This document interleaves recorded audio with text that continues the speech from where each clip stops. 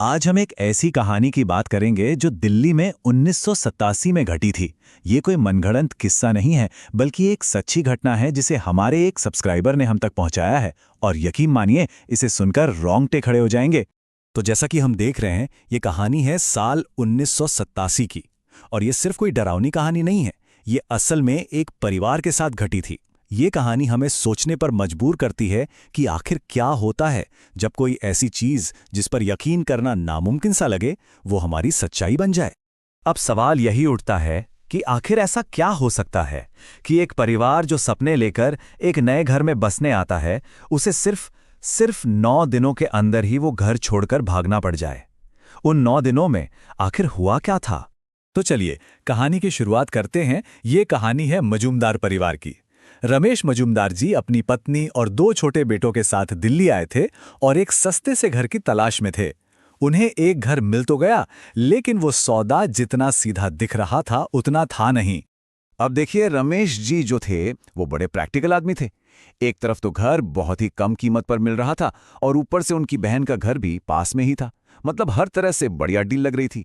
लेकिन दूसरी तरफ उनकी बहन ने उन्हें चेताया था कि भाई उस कमरे के बारे में ना अच्छी बातें नहीं सुनी है, कोई और जगह देख लो। पर रमेश जी ने इन बातों को बस वहम माना और चेतावनी को अनदेखा कर दिया। अच्छा, अब कहानी में आगे क्या हुआ ये समझने के लिए उस घर का नक्शा दिमाग में बिठाना जरूरी है। तो सोचिए, ग्राउंड फ्लोर पर मकान मालिक का परिवार रहता था। फिर सीढ़ियां चढ़कर पहली मंजिल पर आते हैं, जहां एक लंबा सा गलियारा है। इस गलियारे में 2 कमरे थे।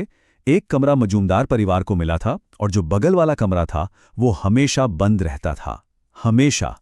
तो परिवार उस घर में शिफ्ट हो गया। लेकिन कुछ ही दिन बीते थे कि घर का माहौल बदलने लगा। कुछ अजीब, कुछ हल्की फुल्की सी घटनाएं होने लगीं। शुरू में तो ये बस एक एहसास था, और सबसे पहले ये एहसास होना शुरू हुआ सार्थक की मां को। तो होता क्या था कि कभी उन्हें दरवाजे के पर्दे के पीछे से किसी की परछाई गुजरती दिखती। कभी ऐसा महसूस होता जैसे कोई उस बंद कमरे के अंदर गया है। रातों को गलियारे से किसी के चलने की धीमी धीमी आवाजें आती।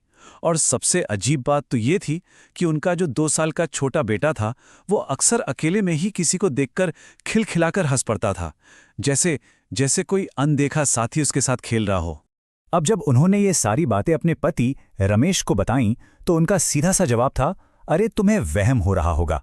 उन्होंने बस बात को टाल दिया। उन्हें लगा कि शायद नए घर में एडजस्ट करने में, नए शहर के स्ट्रेस की वजह से उनकी पत्नी ऐसा सोच रही हैं। लेकिन ये कोई वहम नहीं था। बहुत जल्द ये जो अजीब से एहसास थे ना, वो सिर्फ एहसास नहीं रहे, वो अब शारीरिक हमलों में बदलने लगे थे। अब डर सिर्फ मन में नहीं था, वो पूरे घर की हवा में फैल चुका था। जरा देखिए कि कैसे सिर्फ कुछ दिनों के अंदर हालात बद से बदतर हो गए। 6वां दिन, सोते हुए मां का कंबल किसी ने धीरे से खींच लिया। 7वां दिन, पहली मंजिल की खिड़की जहां कोई पहुंच ही नहीं सकता, वहां किसी ने दस्तक दी। और 9वें दिन तो हद ही हो गई। पहले उनके 4 साल के बेटे को किसी ने जोर से बिस्तर से नीचे धकेल दिया, और फिर बच्चे को गोद में लिए हुए मां को सीढ़ियों से धक्का दे दिया गया। सोचिए उस मां की हालत जब उनका बच्चा बिस्तर से नीचे गिरा और वो उसे उठाने के लिए झुकीं। ठीक उसी पल उनके कान के पास एक ठंडी सी फुसफुसाहट सुनाई दी। एक औरत की आवाज जिसने कहा, यहां से चले जाओ वरना मैं सबको मार डालूंगी। यहां तक भी रमेश जी इन बातों पर पूरी तरह यकीन नहीं कर पा रहे थे। शायद करना ही नहीं चाहते थे। लेकिन कहानी का जो असली मोड़ है वो तब आया जब एक रात उन्हें उस कमरे में अकेले रुकना पड़ा। उस रात पत्नी और बच्चे पास में ही मौसी के घर रुक गए थे। घर पर रमेश जी बिल्कुल अकेले थे। वो आराम से टेबल पर बैठे और अपने गांव में माँ बाप को चिट्ठी लिखने लगे। उन्होंने लिखना शुरू ही किया था कि खटखट, फिर से वही आवाज, पहली मंजिल की खिड़की पर दस्तक। रमेश जी को गुस्सा आया। उन्हें लगा कोई चोर वोर होगा जो परेशान कर रहा है। तो वो गुस्से में उठे और खिड़की से पर्दा एक झटके में हटा दिया, ये देखने के लिए कि आखिर बाहर है कौन। लेकिन पर्दे के उस पार कोई चोर नहीं था। रमेश जी ने जो देखा उससे उनके होश उड़ गए। खिड़की के बाहर हवा में एक लड़की तैर रही थी, एक बहुत ही भयानक दिखने वाली लड़की जो सीधे उनकी आंखों में घूर रही थी। और फिर उसने वही धमकी दोहराई, यहां से चले जाओ वरना मैं सबको मार डालूंगी। बस उस एक पल ने रमेश जी के सारे शक, सारी दलीलों को तोड़कर रख दिया। और बस उस रात के बाद वो परिवार एक पल भी उस घर में नहीं रुका। सिर्फ 9 दिन। सोचिए उनका डर कितना गहरा होगा कि उन्होंने सिर्फ 9 दिनों में ही अपना बसा बसाया घर छोड़ दिया। घर तो उन्होंने छोड़ दिया, लेकिन अब सवाल था कि आखिर ये सब था क्या?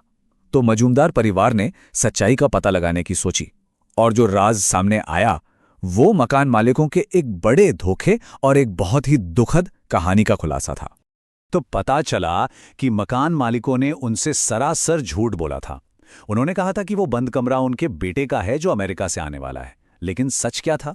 सच ये था कि वो कमरा उनकी बेटी का था, जिसने उसी कमरे में आत्महत्या कर ली थी। क्यों? क्योंकि घरवाले उसकी प्रेम विवाह के लिए राजी नहीं थे। और बात यहीं खत्म नहीं हुई। गुस्से और शर्मिंदगी में माँ बाप ने अपनी ही बेटी का अंतिम संस्कार भी ठीक से नहीं किया था। और एक और खौफनाक बात पता चली। पड़ोसियों ने बताया कि मजूमदार परिवार से पहले भी वहां एक किराएदार रहता था। उस किराएदार के बेटे की छत से गिरकर मौत हो गई थी, और मरने से ठीक पहले उस बच्चे ने क्या कहा था? उसने कहा था कि उसे किसी ने धक्का दिया है। तो ये कहानी हमें एक बहुत ही गहरे सवाल के साथ छोड़ जाती है कि हम जिन घरों को अपना समझते हैं, उनकी दीवारें अपने अंदर न जाने कितने राज दफन किए हुए हैं। हमसे पहले वहां कौन रहा, क्या हुआ, ये शायद हम कभी पूरी तरह जान ही नहीं पाएंगे।